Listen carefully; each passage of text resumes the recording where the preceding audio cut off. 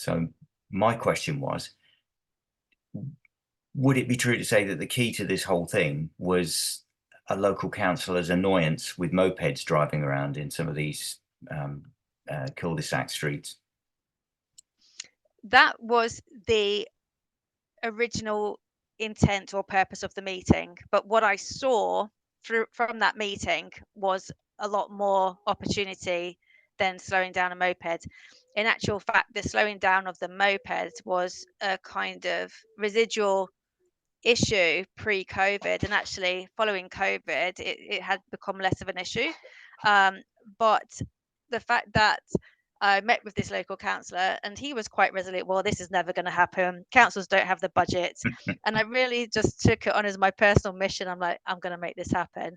And and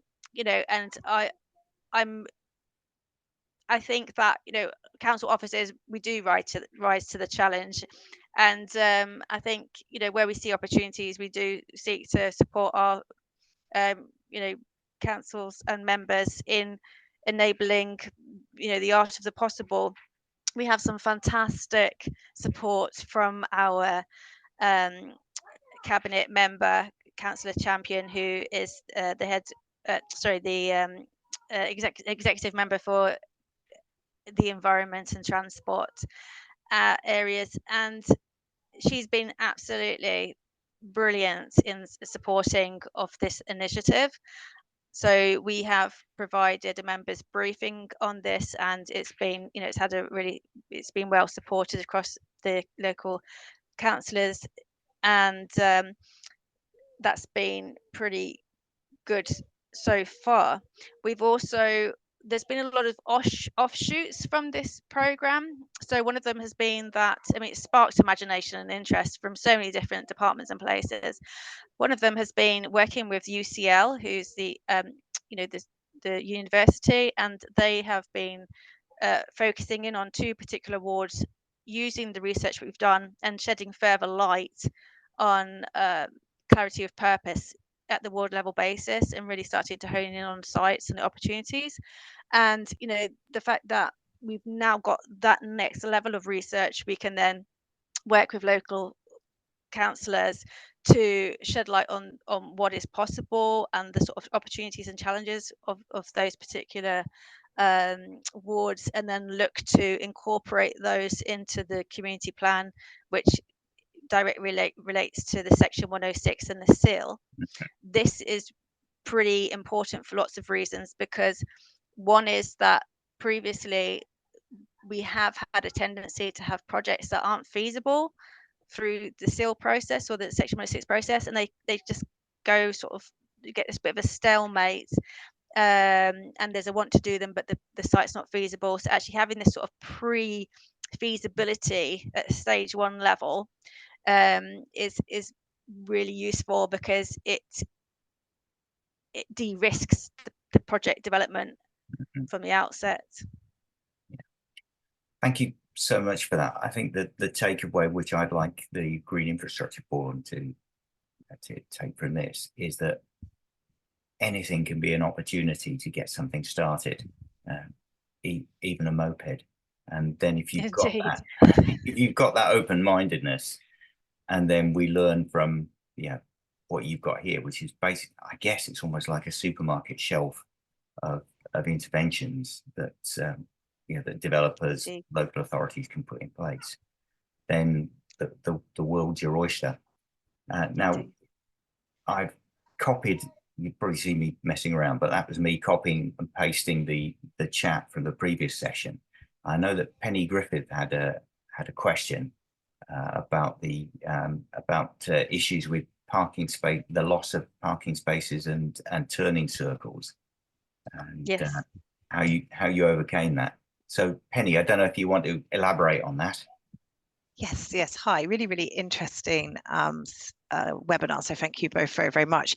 Yeah, just really sort of understanding. So parking. A lot of our areas in Swansea are Victorian, and some of them has been separated into flats, etc., student accommodation. So we tend to find in our very urbanised spaces where we're looking at putting maybe sud solutions or pocket parks in, that one of the major issue is parking. And I was just wondering if you've come up against this, because even with the dead ends, sometimes to get some sort of pocket park in, you need to shift the turning circle back. And I was just wondering if you come across it and how you sort of got around it.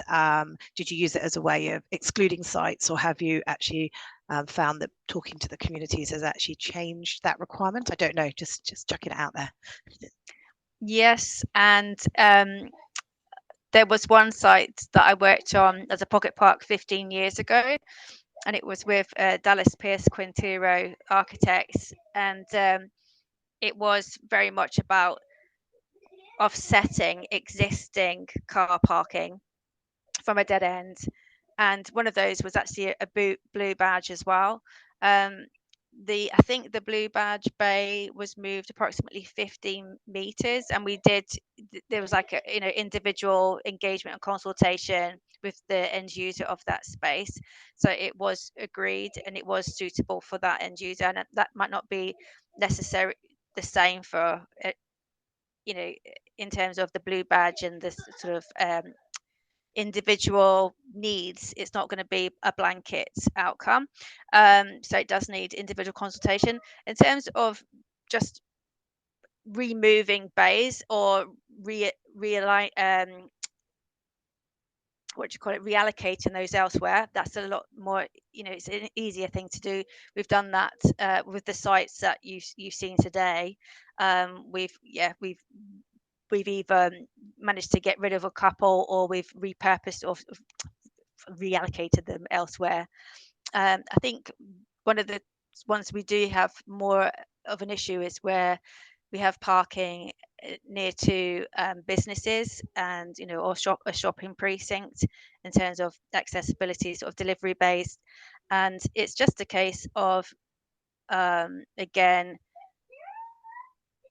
looking at how far these could be further moved up. So we've pretty much worked through all of those on many different locations now, with probably like an 80%, 90% positive outcome. Yes, there's going to be one or two, specifically around the blue badge bays, which are a lot more restricted in terms of the movement, but it can be done. We also have other challenges around fire access, and what we can do here is still retain fire access but include more permeable pavement, and in terms of including things like grass grid. So there are sort of other things where you say, well, actually, how in terms of walking across the grass grid, which is basically like this sort of concrete blocks with the grass going through, it's suitable for fire engines, it's suitable for bit of greenery and permeability, but maybe not in terms of access. So again, you then need to sort of counteract that by putting in sort of crossways, pedestrian crossing ways over it again, so that you keep the accessibility of walking through it okay as well. So all of these factors, it's just about, we know that there's a lot of get arounds, and I think this is part of the pocket park framework, is in identifying those get arounds, identifying those best practices, and actually then compiling those, whether it be just across Islington or whether it be regionally or nationally. So let's establish the sort of best practice in these areas so that we can actually start to unblock the barriers and start to deliver at pace and get more of the green infrastructure that we need going forwards. Brilliant. Thank you very much. Settings, yeah. Thank you. I know that Penny's got another question, but Naomi had a question about community buy-in. So Naomi, would you unmute yourself and turn your camera on and ask your question? Thanks.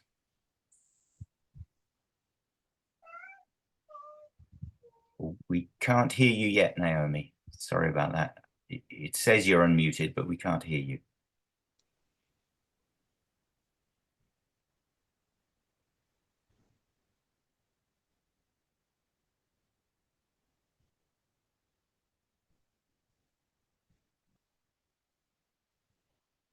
still not hearing you, I'm afraid. I've got your question written down, so if you don't mind, I'll ask it, and then if you'd keep trying to unmute in the meantime. So Naomi said, did you experience any challenges around community buy-in before creating the pocket parks and for the maintenance of them? Yes, so really interesting question. And when I came into this role, this sort of instigation of Islington Green Together, which was a community led, meant that all of the project proposals had community buy-in from the outset. And then it was a case of nurturing that and developing it out and then supporting that going forward. So we actually appointed Groundwork, who were our partner, to help support the new participants in terms of training, resource and sort of networking. And so that is about taking it from the short term and looking more at a sort of longer term legacy approach, but for this scale at this level with a whole pipeline of projects, interventions like this, it is requiring a slightly different model. At the moment we are at the R&D phase, so in terms of our direct community engagement on these sort of broader principles, we are yet to do. But one of the key ways we are looking to do that is through a sort of neighbourhood scaled stewardship model, and it will then take the onus of the individual while still allowing community participation. So this will also provide extra reassurance for the funders and investors going forward, that it's not left to Mrs. Jones at number 53 to do the watering, with the burden of trying to appease or reassure some developer or investor that they're what they've invested to is being kept up. So we don't want that. We want to make sure that it's got a broader umbrella, that communities are still able to grow their vegetables and participate and get all the benefits from these without suffering undue burden. So I'm really happy to return back at a later point and it sort of set out what that looks like in more detail. Obviously, we haven't got a lot of time left to do that this morning. We to retrospectively get communities involved in these types of greening is very difficult and not recommended. So the idea of actually delivering an area of greening and then going, oh, actually maybe that local community over there, maybe they could maintain it, is never going to happen. If it's not as a co-design process from the start, it's going to be very difficult to retrospect. Yeah, that's one of the foundational findings of an old countryside commission scheme that I was involved in 30 odd years ago, which is that the decide, announce, defend model is dead. You have to get the communities, you have to work with communities from the start and find out what unlocks their participation from the start, even if it is noisy mopeds. I know that Penny had another question, and it was this is possibly one for Millie. So Penny asked whether you'd found services a wicked problem in terms of trees in the highways, for example. I think in terms of research and development, we're still in that phase of trying out everything from the point of design. So like, testing our approaches, but from like a theoretical approach.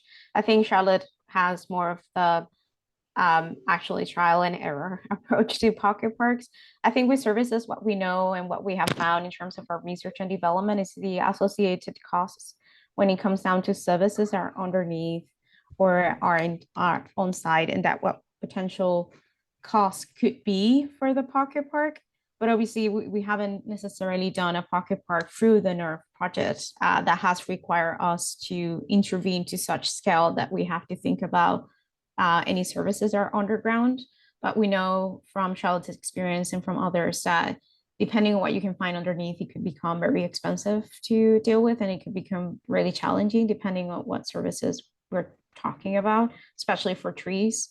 And I think one of the work that one of the projects that we have started to do, which is to do with design, testing our framework in a Cali neighborhood, which is a series of 3 pocket parks.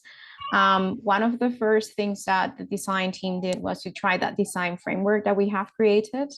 And what they have found is the necessity to do some site audits, but like directly test, checking what's underground. So it would be like a soil assessment, underground works assessment, a hydrology assessment, because you do need to know what's underneath to be able to know what you can actually do in terms of design. And then depending on what you find, you have the chance to come up with different, more creative approaches. So there are different ways in which you can have trees without necessarily depaving everything. So like the whole plot, but there are you can find some kind of key points in which you can still dig and have a tree, depending on the type of tree as well, because it would depend on the species and all of these things. So just to say that we have thought about the potential challenges of services. We have tested to some degree for the Cali project when we're talking about NERV as a research and development project. And that also can lead to higher costs in terms of construction. But I think in more practical terms, I think Charlotte can give you maybe a few examples of how she has been able to tackle that for her work. I think following up on that, I think one of the most inspiring interventions I heard about recently was 3D printing. So when you come across the sort of challenges of the services underground, getting the 3D print of that, so you can actually make really specific design interventions to suit the existing constraints. I love, that was yeah, so I think somewhere there'll be lots of information about how to 3D print the services to actually really start to design with the services in mind, rather than having to just say, well, that's not going to work, but looking at the get-arounds. So we're getting to the end now, but it seems like today's webinar has all been about the art of the possible and the art of lateral thinking and engaging elected members with that lateral thinking and engaging with them on through their own concerns and preconceptions. Or have I gone completely off the reservation? No, absolutely. No, it's absolutely. This is a tool that, as a starting point, this tool starts very much at the local council level. It's very much about the ward level. It's about really starting to understand, the flood risk from the heat island effect, from the potential, on-site characteristics, from the community participation, and start to build up a sort of baseline, sort of bedrock of where the opportunities and constraints lie in the ward. Then about looking at that blended finance model from, okay, what do we currently have and what do we need? Okay, we have section 106, and this isn't just about rolling out pocket parks. This is about rolling out pocket parks in a measured and definable way that we can then use to create building up the evidence case, demonstrated projects, which we can then showcase to potential investors and funders to say, look, here's one we've already done. And they can then see the tangible benefits and the measurements and the KPIs and the monitoring of those going forward. So it's that incremental building out approach, which very much starts at the sort of communities and local councillors at the heart of this. That's brilliant, and I will be recommending this webinar to one of our local authorities that's struggling at the moment to think about how to achieve green space targets in a very urbanized area. So this kind of innovation could be really helpful to them. So we've got less than a minute left before I promised that I'd release you back to your regular duties. And in that minute, I'd just like to say thank you so much for your time, and particularly to Millie for coming in at short notice when Ludo was dragged away to a client meeting at the last moment. So thank you both very much indeed. I hope you're okay with us pleasure.